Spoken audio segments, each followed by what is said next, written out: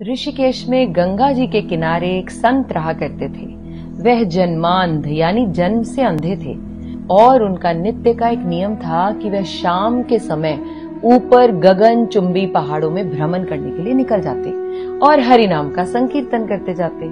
एक दिन उनके एक शिष्य ने उनसे पूछा, बाबा आप हर रोज इतने ऊंचे ऊंचे पहाड़ों पर भ्रमण हेतु जाते हैं, वहां बहुत गहरी गहरी खाइयां भी हैं और आपको आंखों से दिखलाई नहीं देता, क्या आपको डर नहीं लगता? अगर कभी पांव लड़खड़ा गए तो? बाबा ने कुछ नहीं कहा और शिष्य को कहा कि शाम को तुम मेरे साथ चलना।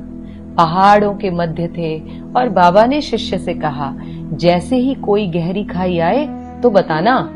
दोनों चलते रहे और जैसे ही गहरी खाई आई, शिष्य ने बताया कि बाबा गहरी खाई आ चुकी है।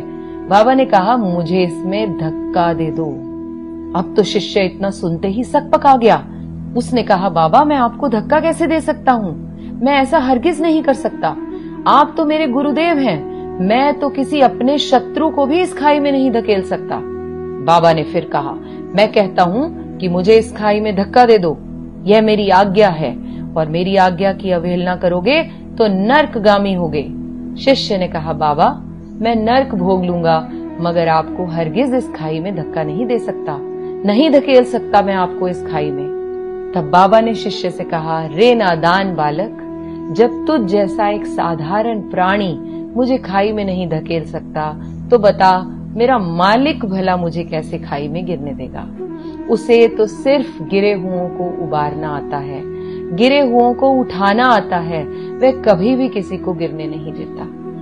जब जब आपके मन में ये बात उठे कि परमात्मा ने क्या मेरे लिए कुछ सोच भी रखा है कि नहीं, क्या वो मुझे जीवन भर ये कष्ट ही देते रहेंगे, ये मुश्किलें ही देते रहेंगे, क्या परमात्मा मेरी तरफ देख भी रहा है या नहीं, तब उस पल अपने आप से कहें, वह पल पल हमारे साथ है, बस हमें विश्वास रखना होगा उस पर। मेरी हैसियत से ज्यादा मेरी थाली में तूने परोसा है, तो लाख मुश्किलें भी दे दे मालिक, मुझे तुझ पर भरोसा है। अब इंसान है, कभी कभी तो यह विश्वास भी डोल जाता है। जैसे ही डोलने लगे याद करें यह मेरी स्टोरी और हाथ जोड़कर उस परमात्मा को शुक्रिया करें हर पल हर क्षण।